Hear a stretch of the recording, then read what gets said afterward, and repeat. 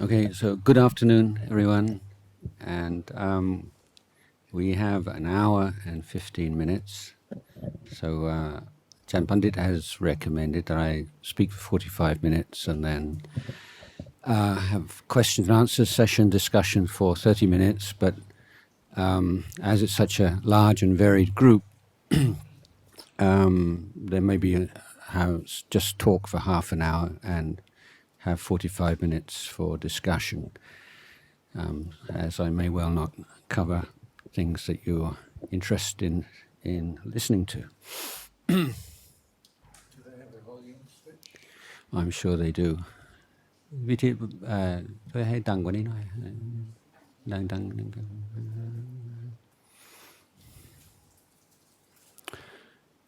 Hello. Okay.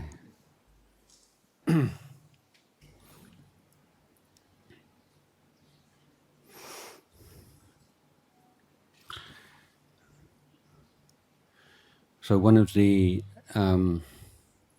interesting technical terms in the Pali language is a word used to refer to an arahant, a perfectly enlightened human being, and that word is aseka.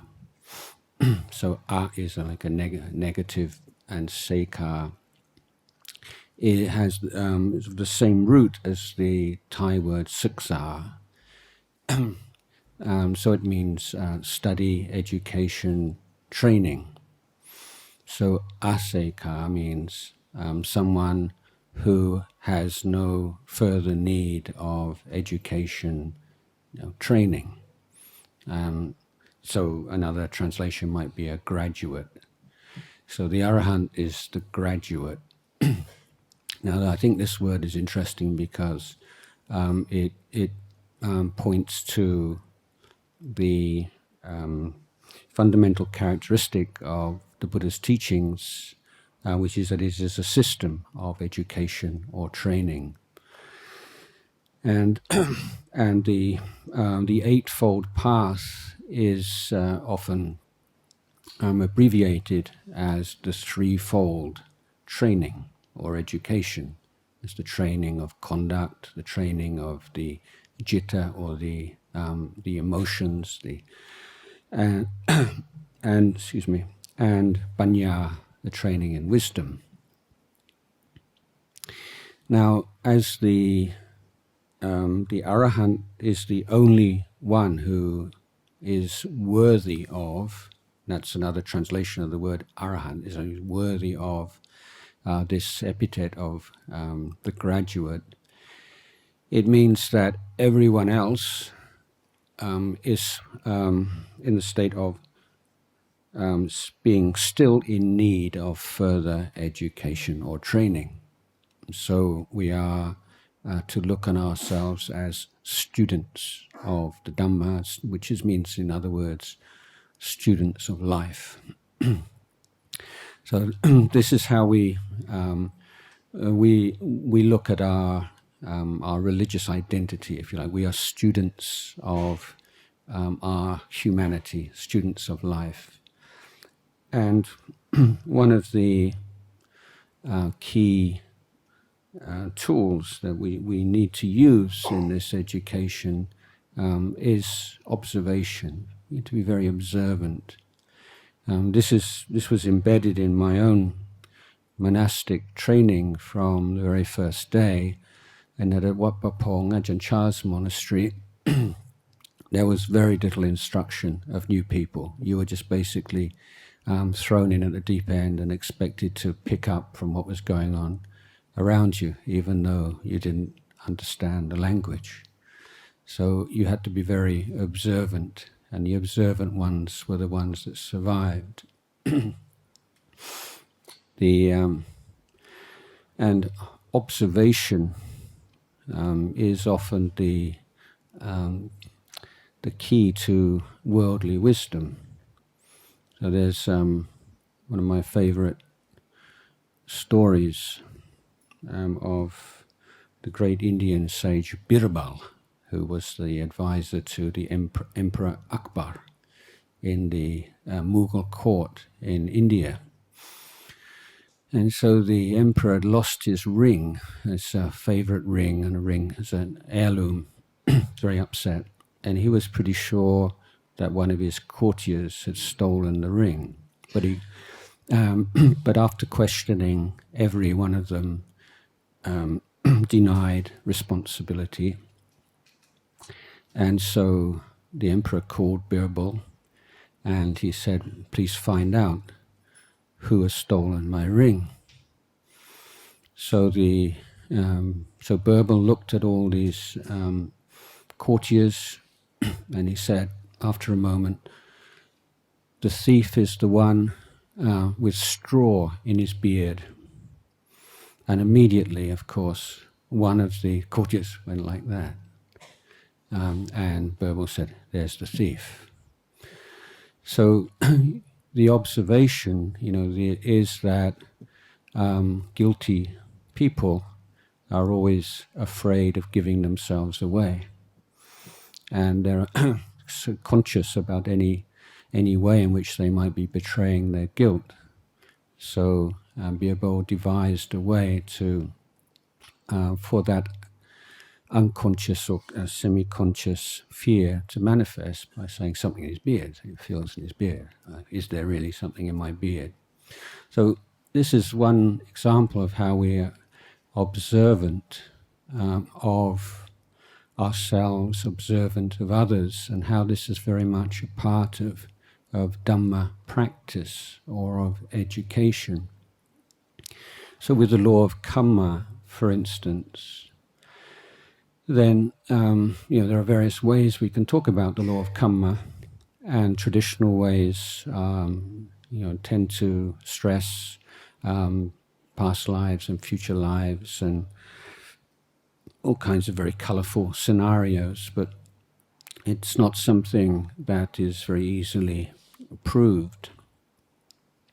But if we take the case where two people are working together, let's say, and one of them finds the other very annoying, irritating, but tries to be patient, and whenever they say or do something which they find upsetting, just keeps quiet. And then one day, perhaps because this person is tired and run down or has other stressful things on their mind, loses it and says something nasty to this person for the first time. Now, let's imagine the next day, and the disliked person continues to act in the obnoxious fashion. And I think that it would be very much more likely that the first person would say something nasty than it would have been previously, because the second time is always much easier than the first time. And the third time is easier than the second. And before long, you create a habit. And this is the law of karma in everyday life. It's not, a sort of esoteric principle. It's just that we create our lives, we create ourselves through our actions, through our deliberate or intentional actions. So every time you act, whether it's physically through your conduct or verbally, or you dwell on something with satisfaction, then you're creating the karma, and you're creating the tendency and the likelihood that will continue into the future and become more and more part of who you think you are. So we can observe the way that our actions affect our minds, the way our minds observe our actions, the way our actions impact other people, the way other people impact. This is all part of the Dhamma practice. This is how we learn from our life. we begin to observe more and more closely our reactions to things that happen. And being mindful, that's a goal for many more people these days than would have seemed likely or possible even 10 years ago. But of course the question these days is what that really means. And in the efforts to promote secular mindfulness, the tendency for different individuals, different groups to define mindfulness in different ways has made the whole concept rather fuzzy and imprecise. But in the Buddhist understanding of mindfulness, there is always a moral dimension. So I was reminded of one occasion where I went to visit one great monks of the 20th century, Ajahn Buddhadasa, and asked him, or we were talking about mindfulness, and he said, mindfulness is when your wisdom arises in a timely fashion. It's a lot more succinct in Thai for those Thai speakers. Is sati ku panya tan. So it means that you're able to bring your moral, ethical awareness and wisdom and understanding of life to bear on the present moment.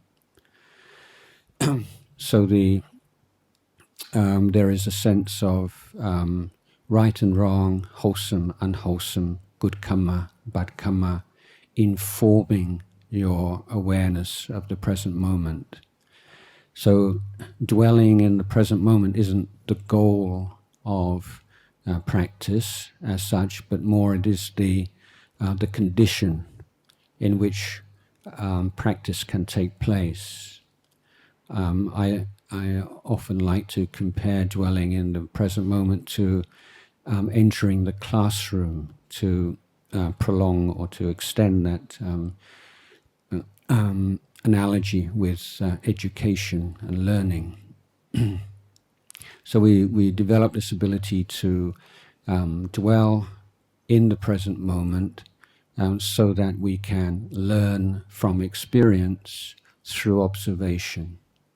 So this is not requiring great leaps of faith, but it's putting our minds in the condition that we have the ability to learn from what's going on. So in we can see again and again that there is an overlay, almost an immediate emotional response and reaction to the things we see, hear, smell, and so on.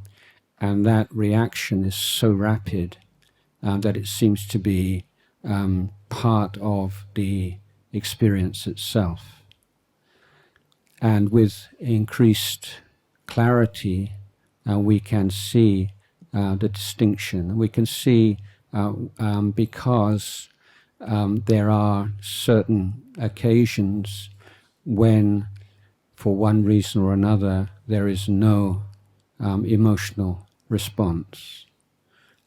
And through seeing that, we can see that it's not a necessary part of the experience, but something that we add on through ignorance or lack of inner clarity. And the practice of samadhi has a particularly important role to play in this reordering of our internal life and a recognition or a fresh cognition of what actually is going on within us moment by moment. So with the hindrances in the mind, there is an absence of peace and clarity, and also an absence of wisdom and understanding. So by training the mind to restrict its attention within certain boundaries which we give it, whether they are very narrow boundaries like a particular physical sensation, or more flexible boundaries like a particular reflection of Dhamma, a teaching that we think about, then the mind learns to look at its experience in a new way. It's quite a revolutionary way. It's looking at the mind in terms of the mental state which we are committed to developing versus all the mental states which try to prevent us from following our goal or pursuing our goal. So we become aware of hindrances as hindrances. So when we can read Buddhist books and see lists of defilements and lists of hindrances, that kind of makes sense. But the key point is perhaps not the obvious one, and that is the idea is to see a hindrance as a hindrance. And the only way that you can really see a hindrance as a hindrance is by opposing it, by not following it. Just as the best way to gauge how fast a stream is flowing is to paddle upstream rather than downstream. So you immediately become aware of the strength of the current by opposing it. Similarly, you become aware of the strength and the nature of defilements by opposing them. And you oppose them by giving the mind a job to do and see what happens. What are all the reactions that come up? So when you meditate and there are thoughts of the past and the future and thinking about things that you enjoy or things that you particularly don't like, or you get sleepy and dull or agitated or full of doubts, and then this means that the meditation is doing its initial job. It's opposing the stream of defilements and illuminating them, being able to see them as mental states rather than who we are. And if you follow this practice consistently, then the mind emerges from the defilements, and you're able to see, to experience the mind free from the defilements, and then the meaning of the word defilement becomes completely clear, because you have an experience of non-defilement, even if it's only a very short-term, temporary pause or relaxation or escape from the hindrances. Then the fact that the mind can dwell in a very free, natural and pleasant mode without any of these hindrances being present is a great insight.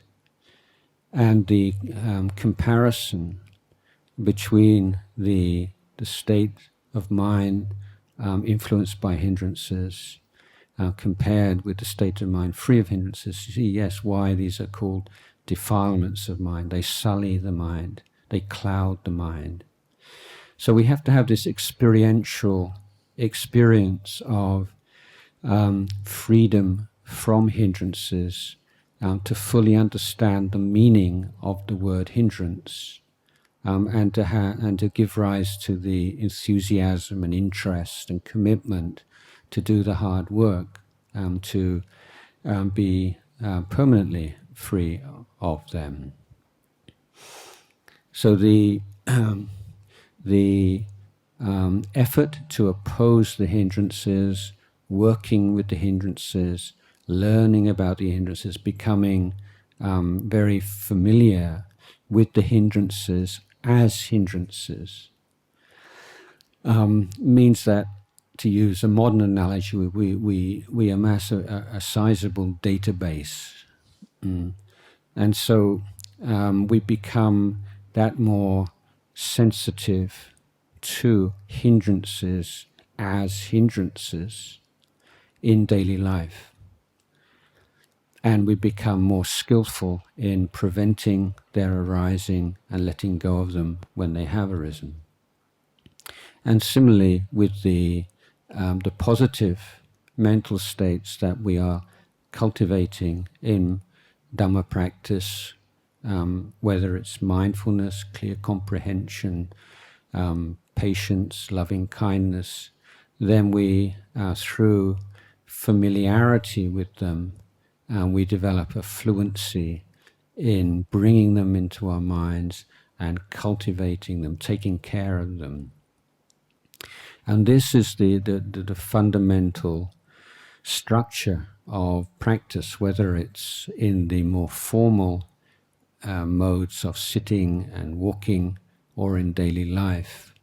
And we are applying ourselves to the effort to prevent the arising of unwholesome dhammas which have not yet arisen. And whenever we fail to do that, then we are putting effort into dealing skillfully with those that have arisen. We're putting effort into bringing wholesome dhammas into the mind and to further developing those that have already arisen. So I find this is a very important point that bears constant repetition, because understanding Dhamma practice in terms of these four right efforts provides the bridge between formal meditation practices and the kind of practices that we can pursue in daily life. If we fail to understand the underlying structure of practice, then we can often feel frustrated that when we have opportunity to go to a monastery or a meditation center and have some time alone and some time to practice in conducive circumstances, then we can experience some progress. But then going back to the world and going back to our homes and families and workplace, then very soon the energy that we've accumulated tends to dissipate. When we understand that what we're seeking to do while we're sitting cross-legged with our eyes closed, and what we're seeking to do while we're seated in our office, or we're walking around, or we're doing our daily chores, is fundamentally the same thing. The task is, how can I take care of my mind so that hindrances and other defilements cannot arise? And on those occasions where I lose mindfulness, how can I deal with that? How can I abandon and let go of that unwholesome Dhamma as quickly and as effectively as possible? And how can, in any situation, what are the wholesome Dhammas that I can cultivate here, right now? And if there are wholesome Dhammas in my mind already, how can I take care of them, make sure that they don't fritter away? So this is the continuity of effort through the four postures, or throughout the day, that we need to apply. So there is a great variety, excuse me, a variety of means that we can apply to accomplish the same goal. We can be flexible in our means because we're aware of the purpose behind them. So the faith that we need as Buddhists is faith in ourselves as students of experience, faith in our human capacity to abandon the unwholesome, develop the wholesome, and purify our minds. So that's not a faith which leads to heedlessness or fanaticism or superstition. It's more like a working hypothesis in many ways. Okay, if you believe that you can abandon defilements, then give it a try and see whether or not your faith is well-founded. You believe, you have faith that you can develop wholesome qualities in your life, then we'll give it a go. See whether you can in fact do that. And you believe that human beings have the inherent capacity to purify their minds, then, well, give it a try and see what happens. So this is why the proof of the pudding, the proof of the faith pudding, as it were, is effort. The interest and the ability to put forth these four kinds of effort is a test of one's faith in the Buddha Dhamma. And if we have that well-founded faith and that consistent effort, then mindfulness, steady mindfulness arises. And when that steady mindfulness based upon faith and right effort becomes well established, then samadhi can arise. And when the samadhi, which is based upon faith and right effort and mindfulness, is stabilized, then wisdom, the wisdom that can cut through defilements, starts to appear in the mind.